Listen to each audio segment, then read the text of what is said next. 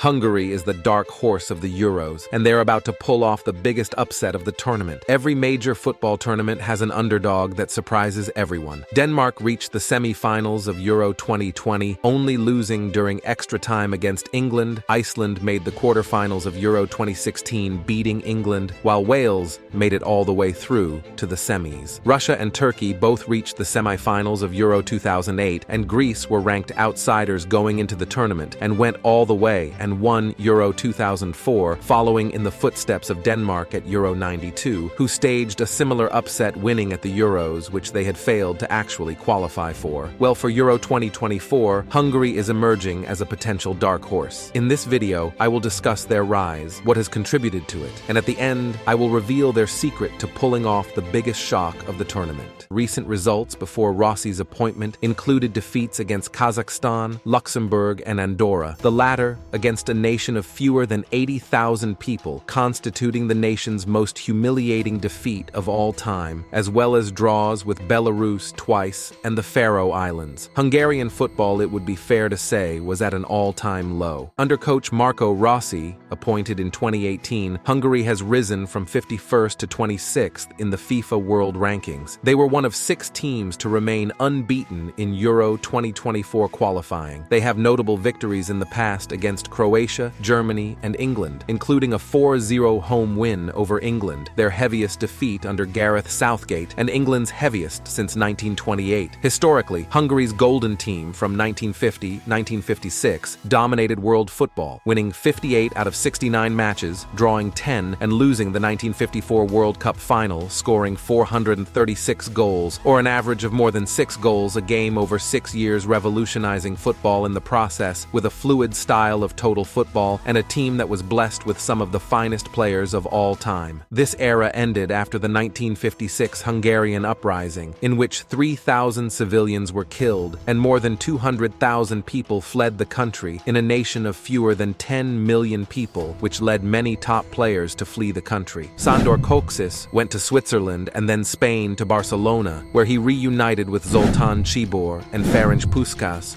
who was banned by FIFA for refusing to return to Hungary. After the ban, he joined Real Madrid at 31 years. Today, Hungarian football is resurging, partly influenced by Prime Minister Viktor Orbán. After Hungary's golden team era ended, the country maintained a respectable football status, qualifying for 6 of the next 8 World Cups and entering Euro 64 and the 1986 World Cup as favorites. However, the fall of communism in 1989 led to a rapid decline in funding, neglected infrastructure, and deteriorating clubs like MTK and Ferencváros. By the late 1990s, Hungarian football was in a state of national humiliation, failing to qualify for major tournaments until Euro 2016. Revival efforts began in the early 2000s, with MTK opening the Sándor Károly Football Academy in 2001. This state-of-the-art youth development center was spearheaded by musician-turned-businessman Gábor Várségi, who invested heavily in MTK and its youth facilities, drawing on best practices from 25 leading football academies worldwide. His efforts helped rejuvenate Hungarian football by emphasizing youth development. MTK's long-term project focused on developing youth talent, resulting in over 100 players graduating from the Sándor Károly Football Academy and entering the professional game, with over 20 representing the national team. Their success caught the attention of clubs like Liverpool, who formed a partnership in 2017. Additionally, the Hungarian Football Federation launched the BIC program in 2005, aimed at youth development, with notable success seen at the 2009 Under-20 World Cup, where Hungary finished 3rd. This progress coincided with the rise of Viktor Orbán in Hungarian politics. Viktor Orbán, Hungary's prime minister, has a strong passion for football, having played in the 4th tier in his youth. Since becoming prime minister in 1998, he has attended every World Cup and Euros final. His son, Gaspar,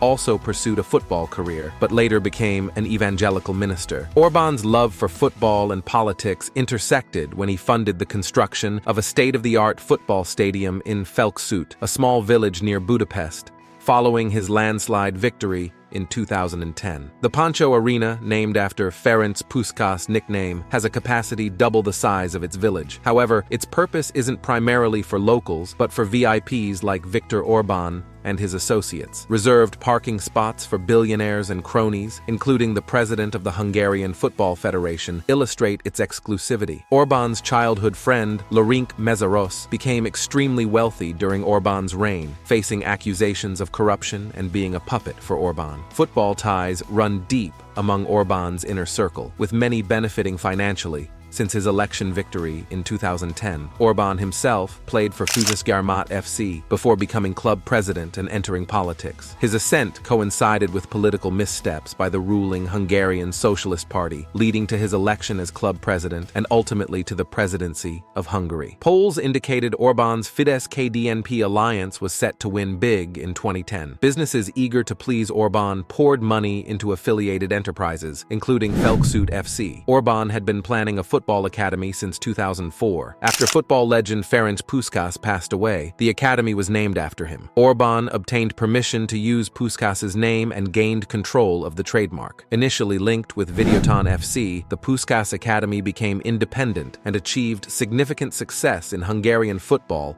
and European competitions. Orbán pledged to revive Hungarian sports upon his 2010 election, implementing tax reforms to incentivize private investment in sports. This led to the construction of 21 new football stadiums, including the Puskás Arena in Budapest, hosting major events. Orbán's control extends beyond football to media, business, and the judiciary, prompting concerns about Hungary's democracy. Freedom House recently downgraded the country's democratic status, but in terms of football infrastructure and competition, Orbán's regime has made improvements. The best of the lot is the Puskás Arena, which has a capacity of 67,115 and cost almost 600 million euros to build. It has already hosted 4 games at the Euro 2020, the 2023 Europa League final, and it will host the 2026 Champions League final. The domestic league is more competitive and professional, with increased attendance and success in European competitions. Convincing foreign-born players to represent Hungary has also contributed to their recent success. The Hungarian Football Federation actively recruits talented young players eligible to represent Hungary, convincing players like RB Leipzig's Willi Orban, left-back Milos Kerkez, and right-back Loic Nego, who were born elsewhere, to play for Hungary instead. Even Berlin-born Martin Adam, who previously played for Germany's youth teams, now represents Hungary. Marco Rossi, appointed in 2018, has made a significant impact as Hungary's coach, implementing a successful strategy of fast counter-attacking football and disciplined defense, leading to unexpected success, including a league title win for Budapest Honvéd. Ross's counter-attacking style, honed with Honvéd, prepared him well for managing Hungary's national team. Hungary's tactical setup, with 3 defenders and 2 holding midfielders, has proved challenging for opponents to break down. Foreign-born wingbacks Milos Kerkez and Loic Nego play crucial roles, providing width and creating space for Hungary's key players Dominik Szoboszlai and Roland Salai. Barnabas Varga, a late bloomer, emerged as a prolific striker, transitioning from lower-tier Austrian football to success with Ferencváros and the national team. Unlike Hungary's former target man, Adam Szalai, Varga offers a different skill set, excelling in aerial duels and with his lethal right foot. Since Szalai's retirement, Péter Gulácsi, a 2-time Hungarian Footballer of the Year, has been a key player and the vice-captain for the national team. However, there are growing calls for Ferencváros's Denis Dibas to replace him as the starting goalkeeper at Euro 2024. Christopher Horvath's inclusion in the squad is a heartwarming story. Overcoming lymph node cancer at 13 years of age, he now represents Hungary with just 2 caps to his name. Despite Hungary's experienced squad under coach Marco Rossi, there are limitations, notably in midfield, where players like Andras Schaefer and Adam Nagy lack top-tier experience. Nonetheless, Rossi, a naturalized Hungarian citizen, has worked wonders as a coach, building a close-knit team with potential for success. Hungary's secret to pulling off the shock of the tournament is their defense. This is what helped them go unbeaten in the Euro qualifications campaign. I am not a stats guy, but it is important to give context in this situation. They have lost once in the last 16 games, a 2-1 defeat last week in a friendly against Iceland. In the qualifications, they conceded only 7 goals in 8 games, keeping a clean sheet in 3 of those games. In the last tournament, the Nations League, they played 6 games and kept 3 clean sheets, 2 against England and 1 against Germany, who are favorites in their group. What are your thoughts on Hungary's chances at the Euros? Share your predictions in the comments below. Why don't you watch this video to know England's secret weapon to winning the Euros?